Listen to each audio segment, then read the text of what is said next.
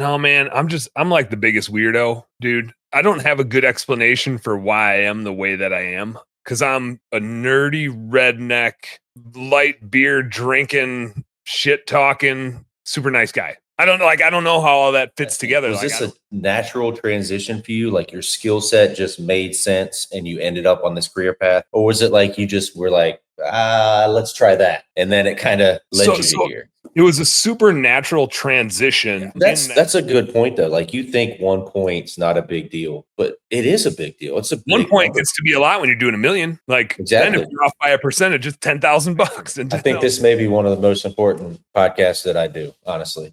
If people are watching this and they want to watch one podcast that Trevor Steele did, this is the one. If you're a small business owner that hasn't dialed this in yet, I think this is the one.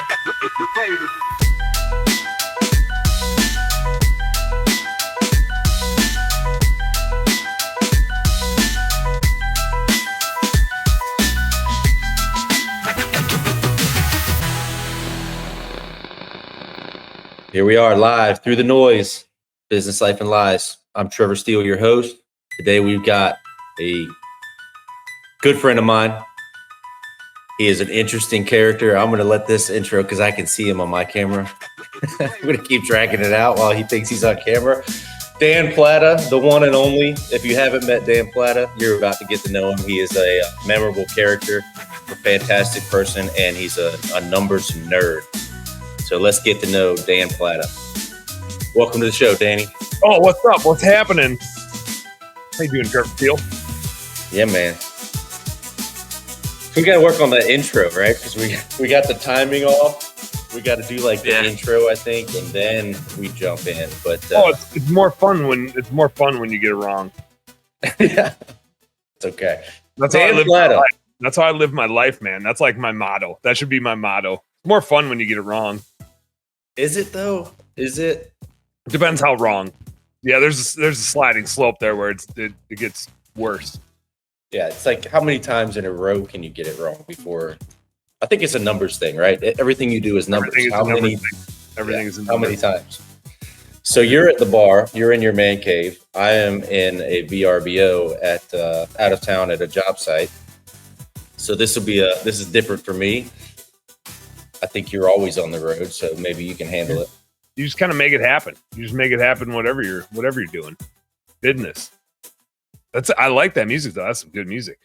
Yeah. It's got like a nice suspense to it. You saw me in the background. I was like, dude, like there's that piano. Just nibbling. I dragged out the intro because I was laughing so hard watching you in the side stage. Couldn't help myself. So Dan Plata, tell us about yourselves. And start from the beginning. Don't get too far back, too crazy, but give us like the 5-10 minute. Who's Dan Plata?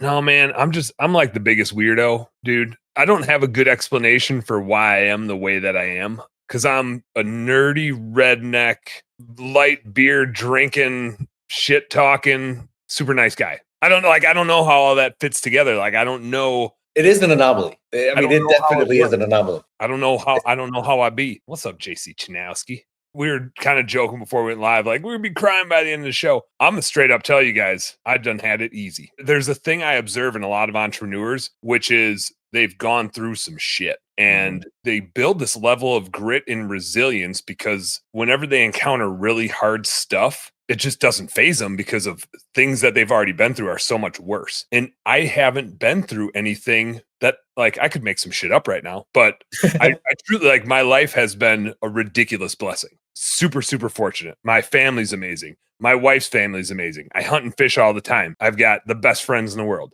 And I'm also super optimistic, and I'm very much a glass half full person. And so maybe that's something that I just like, that's my perception of it all. But there's this weird, I can't even say it's jealousy. There's just a little part of me that's jealous that I haven't had the opportunity to go through anything horrendous. I don't want it. I wouldn't wish it upon myself. I wouldn't wish it upon anybody else. And the day will come. Like, it's inevitable. Bad things are going to happen. We live in the world, and I will get my opportunity to overcome some shit at some point in time. Maybe never. That'd be cool, but I'm not counting on it. But I feel like, in a funny way, I have to use it as like motivation, right? Like I grew up playing a lot of sports, and when the chips are down, when somebody tells you you can't do something, there was a time where we were playing the number one team in the state in football on the road. They hadn't lost a game in 2 years. We went in there and kicked their ass in the rain. There's this competitive spirit in you where it's like when nobody believes that you can, that's like when you really dig down deep. So mine is like this inception type of conundrum where it's like, well, I haven't had the opportunity to overcome anything crazy because I've just been super fortunate. I work my ass off. It's not like I haven't been given anything, but I've had the opportunities to pursue all the time, and I try to make the most of it. And then because I'm like missing that thing to overcome,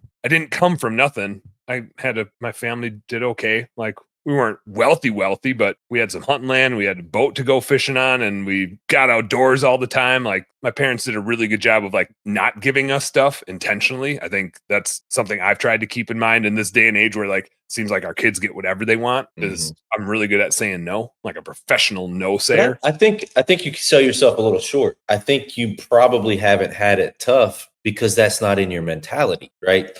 I think certain people, I know my entire life I do this. I'm what you call a self-sabotager. When things are really good as an entrepreneur, I'm like, you know what? Let's do this new thing. Let's throw this in the mix and see how this goes. It pans out. And it's almost like I need that chaos, right? And I talked to Ryan Lee about this when he was on my podcast. Yeah. He said the same thing. Like he's his own worst enemy when things are good. So you're not that. So that's a blessing, really. I think maybe when things are good, I do think we all have this challenge of like, where do we keep pushing? And we create our own chaos a lot of times because we don't know how to sit still. And so I've been trying to like give myself grace that I don't need to be running a sprint all the time. There are seasons of growth, and it is totally okay to be like, hey, I'm just not going to push as hard for a little bit because I'm going to go on this Kentucky hunting trip. And then Marty's out of town and I'm going to do a lot of family stuff. Could I push harder on our business? Yeah. Is that my priority? No. It's just not. And this was a tipping point for me with Damn Bookkeeping. So let me backtrack again a little bit. So I was in the corporate world for like a decade, was on a great path there, but just kind of realized watching it, you become a pawn in that game. And I'd be a wealthy son of a bitch if I had stayed there, but I'd be somebody else's pawn, right? Yeah. And so eventually I was just like, I just got to try the small business thing. I had great corporate experiences, so I'm not dogging on the corporate world. I super enjoy the life I have now. I would have been happy and fine doing that too. So tell us what you did in the corporate world. What was it you did?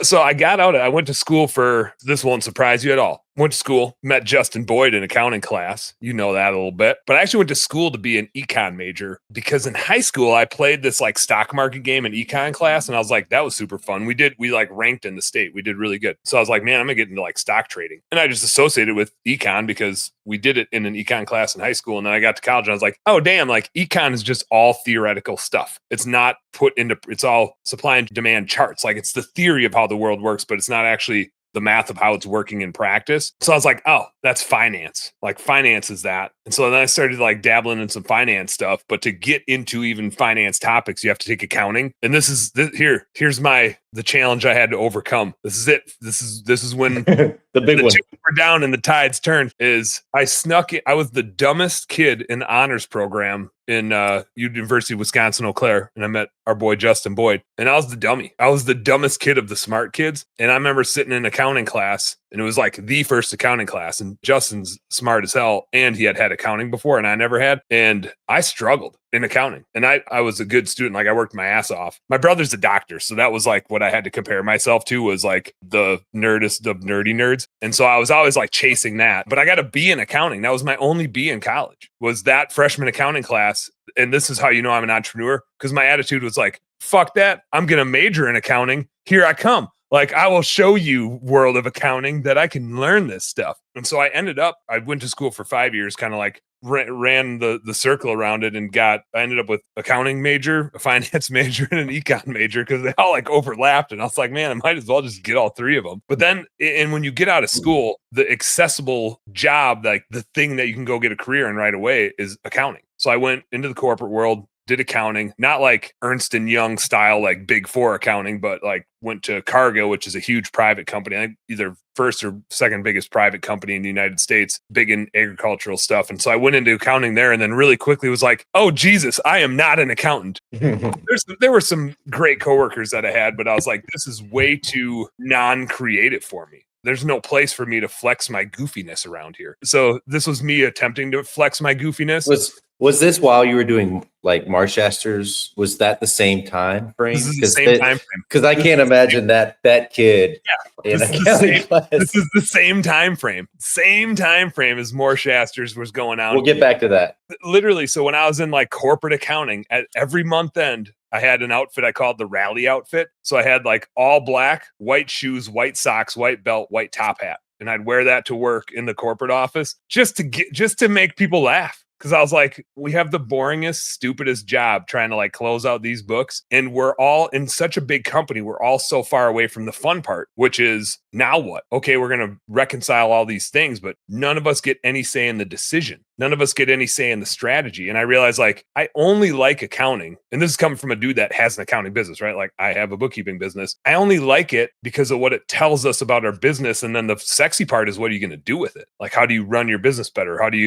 What do you do for your employees better? What do you do for your customers better? Like, how does it all fit together? And so even in that corporate world, I ended up like, I mean, I don't think I was in that accounting role for a year because I was like, man, this is not for me. And so I went into, at Cargill, we called it risk management, but it was really financial trading of commodities, but it was hedging instead of speculating. So I was slinging corn and soybean meal, like futures and options contracts, but I was using them to hedge purchases, to basically like de-risk a portfolio. So the business that I worked in, we bought eggs from poultry farms and processed eggs for McDonald's and Denny's and IHOP and Sara Lee and Wawa gas stations. And the price of the egg was based on corn and soybean meal, because that was like 90% of the feed. And there were some other minerals, but the farmer would like lock in the price of the minerals and they would tie the rest of the price of the egg to the corn and the soybean meal feed so that their margins were locked in. But then I could go buy futures contracts or options contracts of corn and soybean meal to lock in our price for our customers. So it was the coolest damn job. Like I got to be a finance. That sounds horrible. What are you talking about? Dude, so here's why I like it. And this is probably why I like running a small business. One day I would be at a poultry farm hanging out with farmers talking about buying grain and like what's going on with the crop market.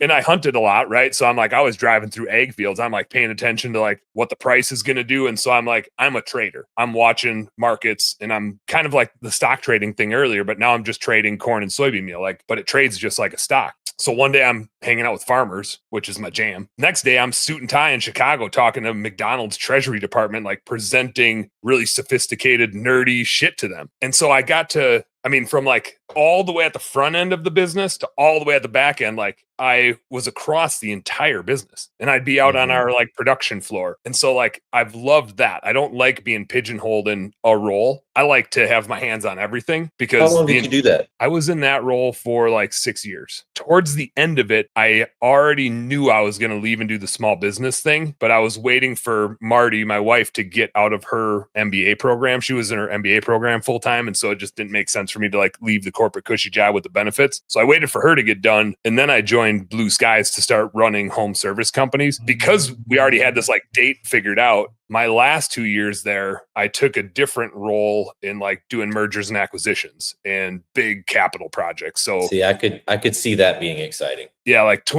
literally not corn and eggs and whatever else. That sounds horrible. Dude, working with the farmers though, man, the markets are always trading. So you're like constantly watching the weather and the news, and it's kind of like hunting. You're constantly watching the weather, trying to decide, do we do this? Do we do that? I would go back and do that job in a heartbeat. Like that was super fun. The strategy job, like the mergers and acquisitions job, was cool, but the guy I was working for, and I knew it when I signed up for it. Like I signed up for the job to go work for this French guy, super nice guy, but just an awful manager. I mean, just awful, like micromanager of micromanagers. And I knew it would be miserable, but actually I learned so much about how to lead people from how poorly he did at it. It was like the best crash course in how not to lead a team to like get the most out of them. It was just so demotivating. Super nice guy, just couldn't, he was awful at managing people. But I mean, that was fun. Like literally my kind of like mic drop was on my way out. We shut a plant down and I presented opening up a new plant. It's corporate America. So like my previous boss who like now runs that business, I think it was 3 years later, he texted me. He's like, hey, we finally pulled your presentation out from forever ago and we're going to go do that project you told us to go do. I was like, it took you 3 years? Like I laid out all the math and it took you guys 3 years. They just move so slow, right? They got to get so many sign offs. So that pace of movement, and you know me well enough to know, like, I just don't sit still well enough Would for drive you something. crazy. Yeah, I just don't. And so like I could go do it again, right? Like I didn't burn any bridges on my way out. It'd be hard to go back. There's no amount of money that you could pay me. It would just have to be like the right opportunity or this thing fell apart. But I have so much more fun on a daily basis helping small business owners. And truthfully, like kind of the reason why I left, and I put myself back in the same trap without realizing it. But the reason I left, I have a weird aversion to, I don't know how to say this without sounding like a hypocrite. So I'm just going to say it and then I'll explain it. I have a weird aversion to like helping other people pursue their dreams and make money. Not if they're my client, not if they're my employee, right? Like I love helping them, but I have a really hard time being the employee of trying to help somebody else chase their dreams. If I feel like our dreams are really well aligned, then it's a lot easier for me. But for some reason, I'm just such a contrarian where I'm just like, fuck that, man. I want to do my own thing. Yeah, and so like, it's just I can't, again, I'm a weirdo. I can't explain why I am the way that I am. And I thought when I left, I like joined a few other business partners and I kind of thought like, here we go. Here's my opportunity. And I don't regret it at all. Like we tried a lot of stuff that didn't work and I kind of found my niche in this bookkeeping stuff. And it's actually what kind of how I got involved in Blue Skies and that group of businesses was helping them with bookkeeping and finance stuff before I came in to run it. So let me ask you, was this a natural transition for you? Like your skill set just made sense and you ended up on this career path? Or was it like you just were like, let's try that? And then it kind of led you to here. It was a super natural transition in that, like, I was still working at Cargill in the corporate world, and Mike Dalkey was my old business partner, one of my old business partners, and he and I would get together like at least once a week at night, laptops open, sitting at a Starbucks, like building spreadsheets and game planning and doing like small business acquisition stuff. We were paying me like nothing to do it, but I was just fun working on small business stuff with him. And I grew up working, like when I was in high school and college, I worked at my uncle's manufacturing company, like first on the plant floor and then kind of in the office and then doing some accounting stuff and then doing, it's like whatever needed to be done. I was kind of the Swiss Army knife. I would just do like put me wherever you need me, whatever we got to do, I'll figure it out. And so I probably why like in my that one job, like I said, where I was doing risk management stuff, I loved it so much because I was on the entirety of the business. I got the front end to the back end, like I got to see it all. And so like naturally small business is a lot of fun for me because you get to be a part of it all for a long time. And there's just something fun about that. Like I like so many things. I'm like not an expert at anything. Maybe accounting nerdy stuff, but all of the business model is fun to me. And I like to do a little bit of everything. I like to get my hands dirty. So what I've noticed in my interviews, especially with people I consider highly successful, it was less about like, who have you talked? Who's that? Like obviously you. Obviously you. Like obviously not. Who is it? Oh no, all of them. Anybody that has any sort of success at all in business, I feel like they all, instead of choosing a path and going for it, it seems like they might have chosen an idea of what they want to do, but they stayed flexible and made pivots where it was necessary and were in a position where they could make those transitions to attack when the opportunity showed up. The guys that are too laser focused and like, no, this is what I'm doing. And it was like, as soon as I was like, I'm just going to go with it and whatever works, kind of stay focused in a different way. I don't know. It just seems like the guys that weren't too single-minded have found more success.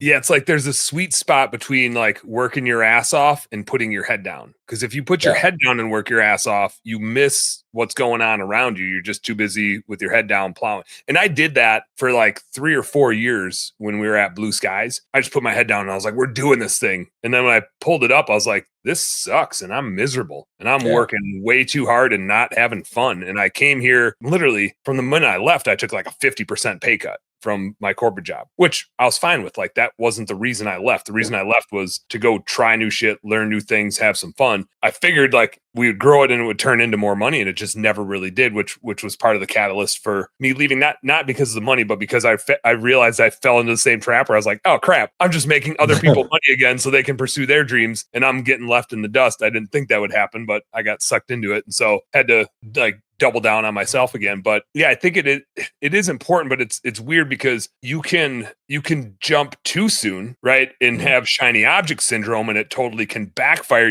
on you if you're like open to too many things and anything and just keep pushing out what you're doing and drive it right into the ground. And so it's like some of it's probably personality related, some of it's probably economics related, but it's classic business, right? There is no right answer. It's just being opportunistic at the right times, and like a few right decisions go your way and a few breaks go your way or go against you. Like the tides can change monumentally sometimes. So I got to tell you, when we were in Kentucky, we had a lot of downtime. You don't hunt all day long, right?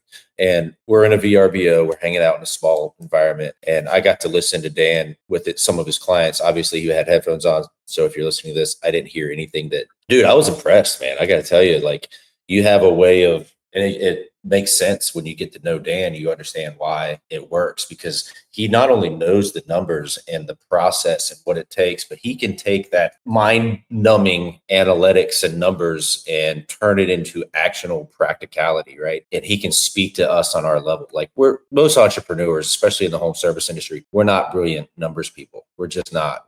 We start as the technician, right? But I thought it was really refreshing that you have a good way of communicating, and you could take it. Let's talk about some of that. So like some of the things that maybe you see in a P&L statement that most business owners don't even see it, but as soon as you see it, it's like, oh, well, we just need to do this, and here's some practical moves. Can you think of anything off the top of your head that kind of stands out? I mean, the number one thing always comes down to organization of it. Like whenever somebody's like, I have no idea what's going on here, their books are a disaster and they're not caught up and they're not organized. Like, they leave them behind because they're not organized in a way that actually helps them make decisions. Typically, it's somebody that this just happened. We had a client terminate us because like, oh, we have an accounting person internally now that's going to handle it all. And this person's already like come and gone twice for really stupid reasons. And so I'm just like, I'm not going to try to convince them otherwise, but I know what's going to happen. That accounting person internally doesn't know shit about how a home service business needs to do accounting. They're going to try to do accrual basis accounting that they learned in college. They're going to try to organize stuff the way the CPA wants it. They're not going to have a way to report it to say, here's what's happening in it. And so I think there's a tendency for us all to think that, oh, it's just bookkeeping. It's easy. Anybody can do it. My sister-in-law can do it for me. She went to school for accounting. Or, oh, my CPA should do it because this is for them, because they're the ones that get this at the end to do my taxes. And neither of those things are true. Like, if your CPA ends up being the person that does your bookkeeping, they do it for themselves. They organize it and do it on a timely manner that they can do your tax shit. But your bookkeeping isn't about taxes. It's about giving you good information to run your business. They can do your taxes with bank statements. They don't need bookkeeping to do taxes. It makes their life easier, but if they're telling you anything else, they're full of shit. Let's dive into that, using the information to make good decisions. So what would be a practical, give me something.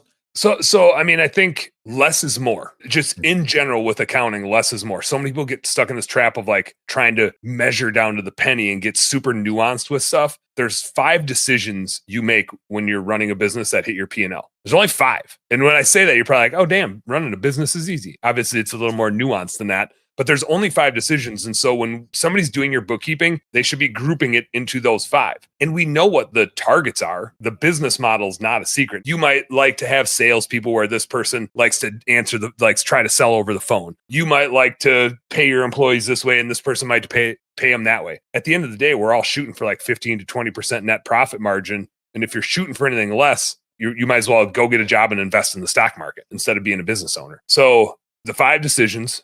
First one that you always make is all of your production related decisions. Our nerdy accounting nomenclature for that is cost of goods sold. The labor you're sending out there, the tools and equipment on the truck, the chemicals getting used and the supplies getting used, at the fuel to get out to the job, even the merchant processing fees to go swipe that credit card. Like, if you can point to Mrs. Jones's job, you need to be able to say, it cost me this much to go do that job. And I'm not trying to say you need to do job costing. Like, if you start doing $5,000 to $10,000 projects and that's the meat of your business, then maybe start doing job costing. If you're doing window cleaning, pressure washing, lawn care stuff where it's more repetitive and it's $1,000 jobs, $2,000 jobs or less, you don't need to do job costing. Like, it's so consistent and regular. Right. Like, your P&L will tell you don't need to like sit and futz with every single job. You'll know so the job. A perfect example of your accountant not doing this versus you or somebody, a CFO like you. you know what the metrics should be. You work with so many different home service companies that you know your cost of goods should be below this number, right? And so you would look at it and you would go, okay, right out of the gate, something's too high here. And then you could break it down from there and say, okay, your admin's about 4% too high. Let's figure that out. And so that's what I mean when I was saying we take, a P&L statement and make a quick decision. And most business owners don't know how to do that. Yep. And if a CPA is the one doing your books, they're probably going to stack all your labor together. Whether it's a technician, whether it's a salesperson, Exactly. the only one they'll break out is the owner because they do report that separately on the taxes. But it's really important to us as small business owners that we know what it costs for the people that are out in the field, what it costs for the people that are in the office. If we have a maintenance person, they go to a different place. If we have a salesperson that's like drumming up their own leads, they go to a different place, because those are all different types of decisions. So again, the first one is production related decisions in general, and it varies industry to industry, but cost of goods sold, like that cost of production, should generally be below 50%. If you do $1,000 job and it costs you more than $500 to produce it, you're fucked. Like, you're not going to be able to scale. You don't charge enough. Yeah. Either you don't charge enough or you're paying your employees hourly, but you're not charging your customer hourly. You get like a risk mismatch in how you price versus how you pay. And you can get screwed that way because now you have all the risk and you're just incentivizing employees to take that. One statement can help so many small business owners. It's wild. It was one of the biggest shifts for me was when I realized where my cost of goods should be, where my labor should be. It's why I moved to performance pay, right? Risk aversion. It's a percentage. Like, if you take 2 weeks longer than you should have taken on that project, it hurts our bottom dollar or our top dollar, but it really doesn't hurt the bottom dollar. It just kind of slows us down. It's really only hurting yourself. And so it's when you get to that point where you can use this and get practical with it. I mean, it's been a life changer for me, and just trying to understand the numbers of my business. There's value in dollars in the sense that banks actually don't accept percentages. I don't know if you've ever noticed, I don't know if you've ever gone to a bank to try to deposit some percentages. They'll turn you away. They'll turn you right away, Trevor. They only take the dollars. But measuring your business in percentages helps you understand things in like a second. If you tell me, Dan, my rent is $3,000, is that right? I don't know. How much is your rent percentage? I can tell you immediately, right? Like, percentage tells you the relationship that it has in your business. And so percentages are so useful in that sense to know if you're dialed in. So again, cost of goods sold is that production related decision. It should be under 50%. If you're like window cleaning and pressure washing, it should be below 45, even as low as like 40. If you're really crushing it, that's like your only true cost. That's your only true expense. Everything that you spend after that hits like your profit and loss is a how well you did operationally. Everything you do after that is an investment, meaning when you spend money down the rest of your P&L, and there's 4 decisions left. So I'm not going to not cover those. We're going to get to the other 4 decisions. All 4 of them are different investments that have to make you more money, right? A cost is going to cost you money. An expense is going to cost you money. An investment has to make you money. You'll spend the money first, but it has to at least pay for itself in time, or you got to get rid of it. And so those 4 decisions, and this is the order that you spend the money in. Like, I had one guy that I had a good working relationship with over time, and we had done his books for a while, and then he did the thing where he's like, "Oh, my CPA is going to do it for me." I'm like, "All right, man." And then he calls me. He's like, "Dude, we have no idea what's going on anymore." I was like, "Yeah, I know how this goes. Like, I've played this game before." And he's like, "I'm going to fly you out to my shop so you know everything about our business." And I was like, "Dave, I bet I can tell you more than you know about your business if you just give me your QuickBooks. I'll tell you shit you didn't even know was happening. The numbers tell the story. I don't need to see where you store your chemicals. That does me no good. Like, I'll tell you if you're inefficient with your chemical use from here. I know what it should be, and I'll be able to tell you where you're at, and I'll be able to tell you what the two." Okay, what's the average? 0.5%, 0.05%, something like that on chemicals? Yeah, it's pretty low. I'd say it's so dependent on, are you washing roofs or washing siding, right? It can vary by type of business. Or are you doing like pavers and stuff like that? If you're getting into more roof washing, paver sealing, you use a little bit more, I'd say it's pushing, and obviously geographically it can be different too, just based on where this shit gets made, probably pushing like 6%, sometimes as high as 8%. If you're just doing vinyl siding washing, should be like 1. Yeah. That's a good point though. Like, you think 1 point's not a big deal, but it is a big deal. It's a big 1 point gets to be a lot when you're doing $1 million. Like, exactly. Then if you're off by a percentage, it's $10,000 and $10,000. You hear people talk about scaling your business all the time. Like, that is what scaling your business is. And if you don't have somebody doing your numbers for you, where you can have a realistic look at it. I mean, I got to a point last year where it was like everything felt really good. The numbers were great. And then we looked at that exact number and I was like, all right, we could probably shave a point off if I buy bleach in bulk. And so I started researching it and looking into it. And we actually did. We were able to shave a point off. I mean, it sounds like it's not that much, but that's what the advantages are. You want to hear something real cool about when you save a percentage point? This is just, I'm going to get so nerdy here, but this is the most powerful thing I probably have for all of you today. So listen up. Let's say you're doing 500,000 and you save a percentage point. So that's $5,000 a year. On cost savings is net income of $5,000. It's just pure, when you save money like that, it's pure money in your pocket. The average business I deal with, like our goal is 20%, but I'd say the average business I deal with is more like 10% net profit in reality. To get $5,000 of net profit, you need to sell a $50,000 fucking job. So by just saving that 1 percentage point, it's the exact same as selling a $50,000 job, right? Like, and if you're profitable, you would take your wife and your friggin' in-laws out to dinner if you sold a $50,000 job, right? So understand the significance of, you can't grow a business by saving money. When you save a lot of money, you can invest in the things that grow a business. And it's really powerful to like save those couple percentage points when you see them, because you get to keep all of that and you get to reinvest all of that. Let's repeat it one more time, because I think it's huge. So you got a $500,000 business. You save 1% on chemicals. That's $5,000 back in your bank account. When you save money, you get all of it. When you sell more stuff, it has to run through your entire business model. You don't get all of it. But when you save money and you cut expenses, all of it goes to the bottom line. So again, our goal is to get like 20% net profit. That's when you're doing well. And most people are on their journey to doing well. They're not yet doing well. They're trying to do well. So I'd say the average profitability is probably closer to like 10%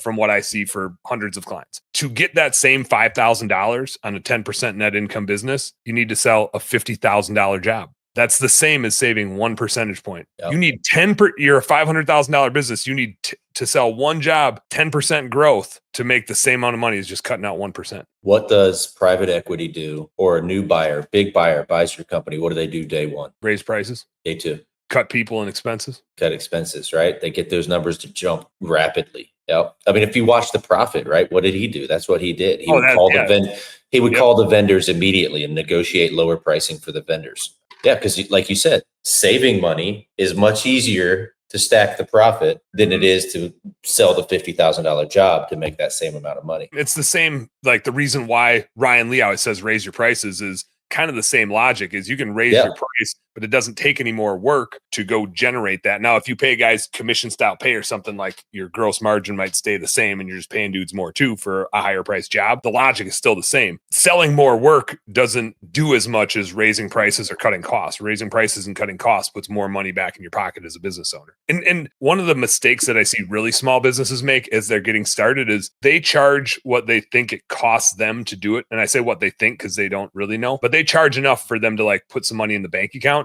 They don't charge the market rate. And so they're not making enough money to pay for all the shit that they're going to need to pay for. They make enough money to pay for the stuff that they're paying for now, but they're not paying for a shop. They're not paying for insuring a bunch of 20-year-olds driving their rigs around. They're not paying for 8% marketing because they're just working with word of mouth. And then they start trying to scale and they go, oh shit, there's no money left. I can't scale a business. I haven't been charging enough. Guess who doesn't care that there's no money in the bank? The IRS. They don't care. They still want theirs. They still want it. They still want it. And the books tell me that I owe them money.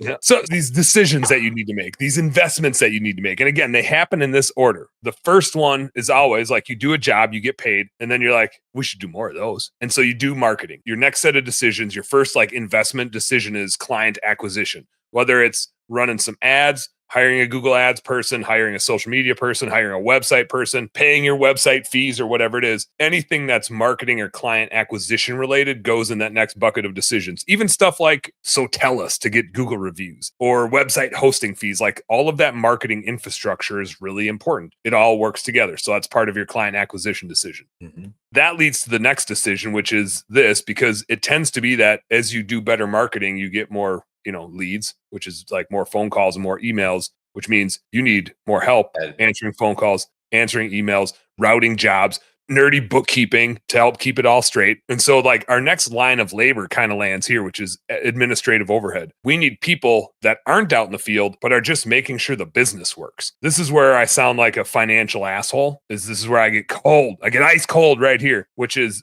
those people, right? If you hire Best Damn Bookkeeping, this is where I sit, and I tell people this on our demos all the time, which is those people, including me, need to make you money or you need to fire them. I get that administrative people make your life easier and they take work off your shoulders. And so you tend to give them more grace than you give your techs. Like we're all hard on our techs, but we can see when Jimmy took too long at a job today and the customer called and said, Jimmy forgot this window or didn't do this or didn't do that or broke this. Like we know immediately if our techs did a good job today. It's harder to tell if our admins did. And so we give them so much longer of a rope and we just justify keeping them. But at the end of the day, they are an investment that needs to pay for themselves. I don't care if they're your customer service person. I don't care if they're your VA. I don't care if it's your bookkeeper. If you hire an accountant or a bookkeeper, they have to make you more money than they cost, or you have to fire them. If they're not making you more money than they cost, they're a shitty investment, right? If you hired a marketing company and they couldn't at least like generate enough revenue to pay for themselves, you wouldn't keep them. You'd fire them. And no different with your admin team. Like your admin team needs to pay for themselves and then some. Been there. Tends to be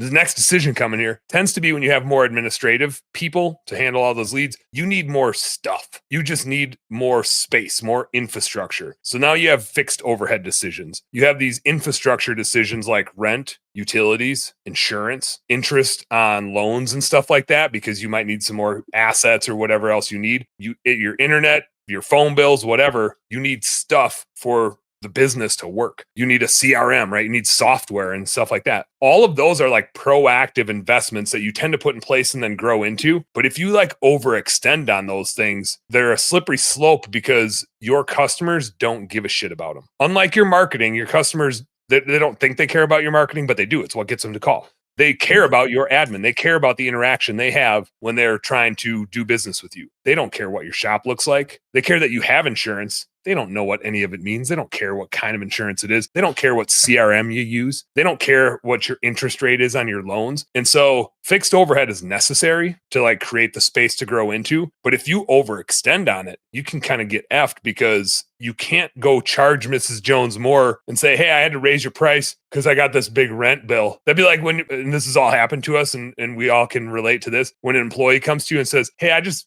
bought this new car. I need a raise. And you're like, are you sure that's not your problem for being an idiot that bought a car you can't afford? Right? Like our customers should tell us the same thing if we went to them and said, hey, I need to raise your price because I have this facility I needed to rent. Right? It's like, sounds like your problem, not mine. And so it's tricky. Our good friend Rob Anderson kind of ran into that. He like got a shop that was in a great location. So he kind of justified it with market. And Rob has told the story, so I feel comfortable telling it too. I was his bookkeeper at the time and I was like, yeah, that's way, way, way too much in rent. Right? And he's like, but the location and this, and we got all this space. And like 2 or 3 years later, he's like, man, that just took so much money out of our pocket for so long. And there's just no way it could pay for itself. And again, these are investments. They have to pay for it. Rob found a sweet new shop. He actually bought it. Like it worked out, but he spent 3 years or 2 years paying like way too much. And that money's just gone. Like it's out of your pocket. You ain't getting it back. Yeah. So those are all that comes down to percentages again, right back to you. Like you can look at your numbers and go, it's higher than expected. It shouldn't be there. Something's got to go. So that's how you make decisions based off of your numbers. Super common. Like that's probably the most common thing I tell business owners. I'd say 75% or more of our clients are too high on their fixed overhead. Like they're in the red. So yeah. Green if you're below it for us, yellow if you're like a couple points or just a little high. If you're above that,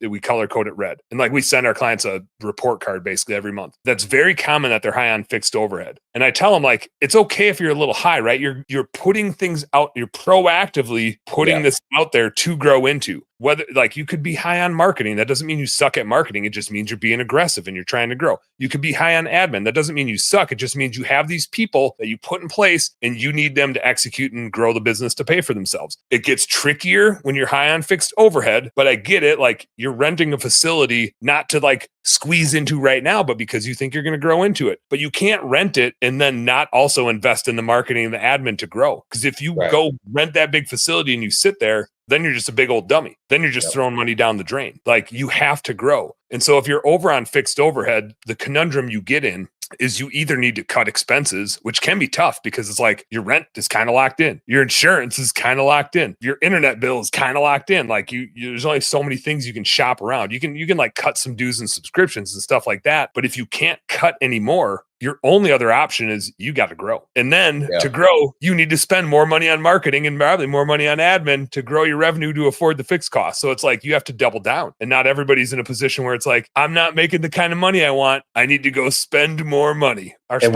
we all do the same thing. All business owners, especially entrepreneurs in the home service world, we all do the same thing. Oh, but we're going to be at $1 million in like 2 years. Don't worry about it, right? Like we're going to do this, we're going to do that. So I'm going to go get the shop. I have a plan. Yeah. I'm going to go get the shop because I got to have a shop. It's necessary, right? But yeah, I've been there. I've done that. I'm going through it right now. Actually, my landlord's raising my rent by over 30% this year. So it's like now I'm stuck in the decision. Yeah, it's a huge, huge decision now. So now I'm stuck if he's watching this, trying to figure it out. Like, do I buy a piece of dirt and build my own building? Because it's that much, right? Yeah. Yeah. Because my mortgage would literally, and I'm in real estate, right? My mortgage would literally be 30% cheaper if I built on top of my own dirt. You get some equity and pay rent yourself. Yeah. So when I started all this, I wasn't thinking in those terms. So if you're watching this and you're a business owner and you're on your third, fourth, fifth year and you're just like, man, I don't understand. The numbers just don't make sense. Why are we not making money? This is why you're not looking at your report card on a monthly basis and you're not figuring out, are you living and operating within your targeted means? It really is more simple than we play it out to be. But people like me, we're just not built for that. I can't. If I had to do what you do for my business, I would be miserable. I need people like you. Check this out. I just put you can put it on the screen here. I'm doing a little screen share. So if you're watching, you can see this report card that we use. And I joke, but like even if you didn't know what the hell you were looking at, and I didn't say any of the words I just said, you can kind of look at this and be like, oh, I get it. Like we measure a few different time horizons. Like I said, less is more. There's 5 different decisions you make. The one I didn't talk about is the bottom one on here, variable overhead, which is more of the frugality type of stuff. It's things where it's opportunistic or some shit happens and you got to solve it with money. And so it's like a frugality situation. It's repairs and maintenance. Are you going to fix it with duct tape? Are you going to wrench on it? Are you going to take it in? It's employee engagement. You had a good month. Are you taking everybody on a vacation? Are you like taking them out to dinner? Or are you getting some pizzas in the shop? It's recruiting. Are you posting free on social media and hoping somebody in your network knows somebody that wants to come work for you? Or are you boosting a bunch of Indeed ads? And so it's all these like opportunistic things, meals, travel, entertainment, conventions. They're all still investments that you need to make, right? And it tends to go up as your business gets bigger. So it kind of like rides the same percentage as you get up, whereas fixed is very like choppy. Variable just keeps chopping higher. But it's all still, they're just more like frugality type of things. If money gets tight, variable stuff is like you can stop spending money on that tomorrow. Money gets tight, you can shut it down to zero. Whereas fixed overhead, like you're signed up for all that shit. Yeah. Whether you do $10,000 or $100,000 or $1 million in revenue next month, those bills stay the same. And so I think you can kind of see here and like just how we color code it. Simple. The point of it isn't to say, hey, looks like your fixed overhead is high, you suck. It's to say, hey, looking at your P&L, don't worry about your COGS. Like so many times when stuff goes wrong in our business, we always try to solve it out in the field with a new pressure washer that's more efficient or a new this or whatever. And it's like, no, you're just solving a problem that doesn't exist. The problem is down here. It's this investment isn't paying off. You're too high. And so if anything, this simple version of a dashboard report card helps you focus on the right spot. Obviously, you can go look at the details. Like we have a bunch of tabs on our report so people can go in and look at the details. And for our clients, we record a video every month. So if I see somebody that has really high fixed overhead, I kind of do the whole walkthrough, the faster version of what we just did. And then I'll open up like the detail and say like, it's here. You can see where the money's going. And here's some thoughts. We had one guy, and I posted this online a couple months ago. We had one guy whose fixed cost was really high. And I always do the first kind of video review for our clients. And so I said like, hey, fixed overhead is high. And man, like your insurance is a % of your revenue. You're paying a ton in insurance, which like maybe you're just stuck. Like maybe it's regional. Maybe there's just no other options for you. Maybe one of your dudes got in a car accident and killed somebody. I don't know. But your insurance is really high. Like a week later, he came back. He's like, son of a bitch, you guys saved me 30 grand. Yep. And I was like, what? He's like, yeah, I went and like talked to a bunch of brokers and got a bunch of quotes. I was paying 45 and now I'm down to 15. And I was like, well, like that was more than I thought. Very similar thing happened to me. It wasn't that quite that high, but it was significant. We saved $10,000 a year just by switching our auto policy. What? Yeah, you heard me. Wild. Yep. And so we get comfortable, right? And as entrepreneurs, we're like, all right, I just need somebody else to handle this part of my life. Surely that insurance agent is trustworthy and I'll just use you. I know you, you know my dad, whatever the relationship is. And they get you a price and you sign up and you don't think about it. Don't do that. Yep. Don't do that. Shop it once a year. Did I tell you about the business coach that I work with who like wasn't going to switch their bookkeeping to us? And then after I showed him how we price, and again, this is probably just me. I'm just so weird. I want to make money for myself. And like, I would rather make less money, but have it be me, you know, like my thing. I'm not money motivated. I'm super motivated to help other people make money for whatever reason. Can't explain it. But so I always try to price as fair as possible. I don't charge people more when they have bigger businesses. I do charge them more if they give us more work to do, because like my employees don't want to do more work and not get paid for it. So the same reason that a lot of pressure washing companies use square footage, right? You're just trying to charge for how much work there is to do. Maid services a lot of times use number of rooms or square footage, and maybe they'll add a little variable for how many pets or kids you got, because that just creates more stuff to clean. But rarely, and I say rarely because there's probably a couple people out there gouging this thing, which if you are, cool, go do your thing. But you know, you're not like looking up your client's net worth and being like, oh man, I know how much money these guys have, I'm going to charge them double. Like, no, they're square. The thing we need to do for them takes us this long, and we know what a fair market rate is for that. And so that's what we charge. And so I'm just like, I'm always trying to find those like variable from a pricing standpoint that make the thing fair and reasonable for everybody. And I think if you end up getting gouged by somebody that's like, oh yeah, I know you're doing business with me because I know your dad and you know my dad, but I know you're not shopping this thing around because of that. And I'm just going to give you a price and you're going to say, yeah. And you have no idea that I'm charging this other guy a third of what I'm charging you. Like if that happens to you, it shows up here. It always shows up here, right? Like the reason why we color code this is you know exactly where to go look. Exactly. Like there's no hiding it. You might not like the decisions that you're left with, right? You might not like what the story tells you, but the numbers are just here to tell you a story. Tell you the story of your business. And then you're still the business owner. You still ultimately need to make the decisions of what am I going to do to make the story the way I want it to be told and not the way that it is, but you can't hide from it. I think this may be one of the most important podcasts that I do, honestly. If people are watching this and they want to watch one podcast that Trevor Steele did, this is the one. If you're a small business owner that hasn't dialed this in yet, I think this is the one. So we got your 5 decisions, right? We got 6 minutes left. I want to make sure we get it. We got production related, cost of goods, client acquisition, admin, overhead. So I break overhead into 3. Administrative overhead, because they are over. There's fixed overhead for all those like proactive recurring like bills. And then there's variable overhead is the last one. Still overhead, but that's the frugality stuff like repairs and maintenance, meals and entertainment, employee engagement, trade shows, education type of stuff, where if you wanted to, you could spend 0 on it. Like you could shut it all down and fix everything yourself, but you're opportunistically going to use money to like pursue those types of investments too. And so the reason I like breaking it down into those 5 types of decisions is rarely throughout your business career and through scaling a business, rarely is the same thing going to be bogging you down. Early on, COGS is going to be the thing you got to solve. It just is. You're going to learn how to wash the thing faster, how to pay employees efficiently, whatever. You're going to solve it, and then you're just going to monitor it and make sure it's working. But then your marketing is going to get trickier because you got to like start spending more, and you don't know. I've just been doing these yard signs and flyers, and now I got to start running digital ads, and like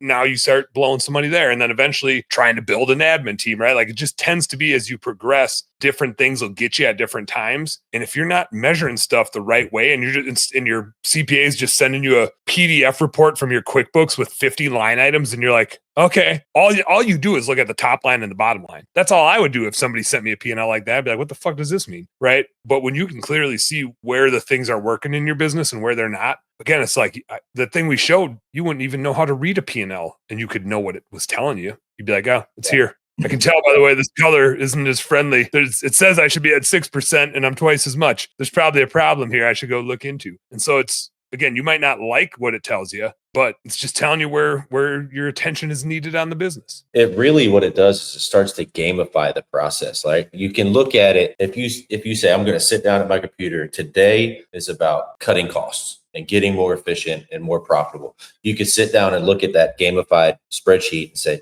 okay, my admin's too high. Then you break down the details and you look at your admin, you say, all right, I'm spending this for this VA. I've got my office admin spending here. And you go, okay, which one of them's not making me money? Which one is? And you can break it down even further. And then you get down to the end and you're like, okay, I think we just shaved 2 points off and we did it in a day, right? It's like those little things you can do, life-changing. Like I can give you a good example. I was paying for a VoIP service, voice over internet protocol service. And it's something I signed up for, I don't know, 3 years ago and just forgot about it. Oh yeah. And I was paying like $160 a month because one of my VAs required it. And I don't remember. And then I was like, I had to sign up for Nord something. I don't, it's like, I didn't know. I ended up paying $225 a month for several years because I just wasn't paying attention to my admin costs. And then one day that $2,500 is pretty much the same as like a $20,000 or $25,000 job. Exactly.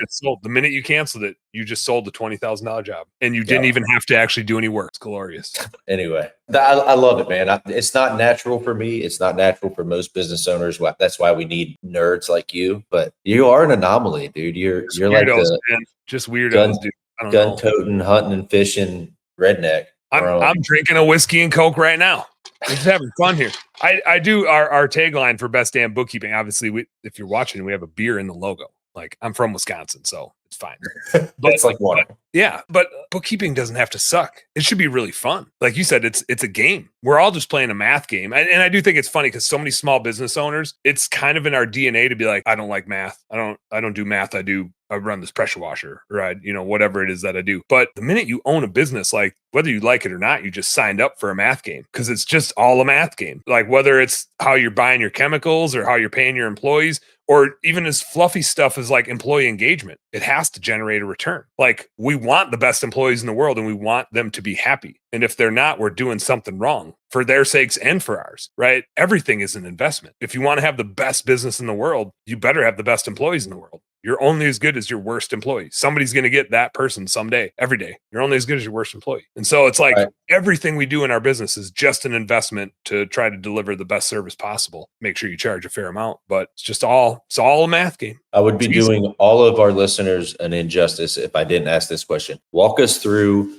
the process. I decide I want to work with Best Damn Bookkeeping. How does it work? How do I get in touch with you? And what would we expect? I saw Jai dropped the bestdamnbookkeeping.com website out there. So you can go to bestdamnbookkeeping.com. There's a link to book time on my calendar in there. We'll do an hour-long demo. And you're probably like, why the hell would we need an hour? But the most important thing is like really clear expectations. I don't let anybody sign up for this unless they are like, they know exactly what we do and how we do it. Because if you don't give a shit about it, then I don't give a shit about it either. And we ain't going to do your books type of thing. Like I want to help people that want to be helped, right? So we do a demo, kind of spend the first half of that obsessing about your business and sometimes longer than 30 minutes, like coaching. I have a weird seat. I get to watch hundreds of business owners, some doing multi-millions. I get to see what works, right? I have the coolest freaking vantage point. And so if you tell me that your marketing's not working, we're going to spend some time talking about that. If you tell me your recruiting's not working, we're going to spend a hell of a lot of time talking about that. Like,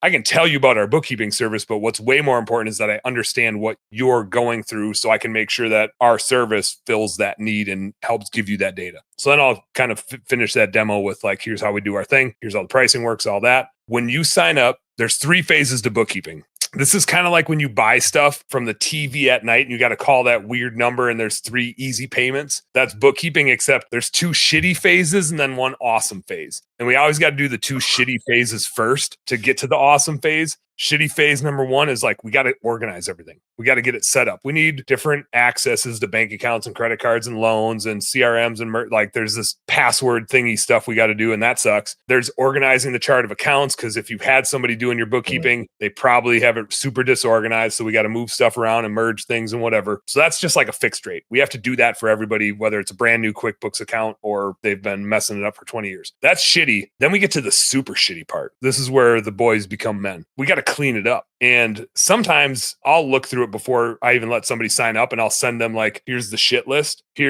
Hopefully it's like 5 bullet points, but sometimes it's like 35 of here's all the things. If I think of me as like Neo in the Matrix, I can look at those green numbers coming down and I can be like, this is wrong. This is wrong. This is wrong. This is wrong. And so I do that to your books. It's not fun. You ain't going to like what I send you back. I'm not going to tell you what. I don't spend the hours and hours and hours to go fix it. It's kind of like a to-do list for our account manager when they get in there of like, we got to look into this. We got to understand that. We got to separate these. We got to fix this. So I go through pretty much the entire balance sheet to say, here's all the stuff that I can tell is really jacked up. And that turns into, I don't say how long it's going to take to fix it because we don't always know what we don't know. We've been bombarded with twice as much as we knew about. But assuming we can see everything, it's usually my scoring scale is like, it's not too bad to holy shit, there's some meat on this bone to we should probably just burn this down and start a new one. Like it's usually one of those 3 options. Once we get it cleaned up, caught up, reconciled, which is just like we bill that hourly because the faster, truly like the better our client communicates with us, the better job we get to do. We can go faster. We can get stuff done more efficiently. The faster we can get done, the sooner we move to like monthly pricing.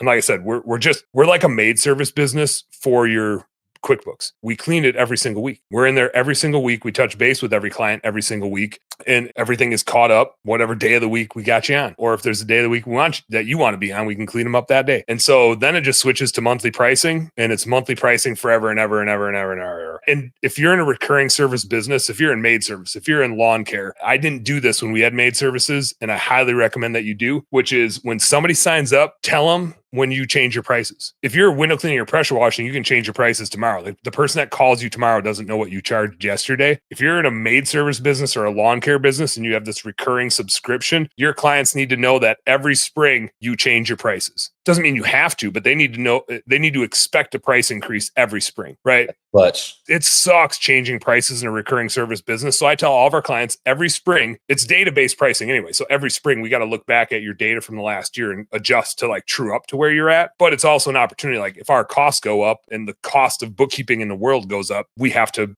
charge what the market charges, right? So we revise pricing every spring. Usually we wait until like you guys all have cash back in your bank account because we know February and March really suck. So we don't change our prices till April or May, just so that you're back in the groove. If your price does go up, it's not like we raise your price in January and give you the middle finger. But that's how we do it, and then we just keep crushing it. Love it, man. My wife is calling me because I got to go get the kids, so we should probably wrap her up here. I think that's it. Marty's Give me my theme music. Marty's doing the curtain call. She's like pulling me off the stage with the hook. All right, brother. Dan Plata. One and only. Love you, brother. Appreciate you. Hell yeah, man. Back at you. See ya. Peace.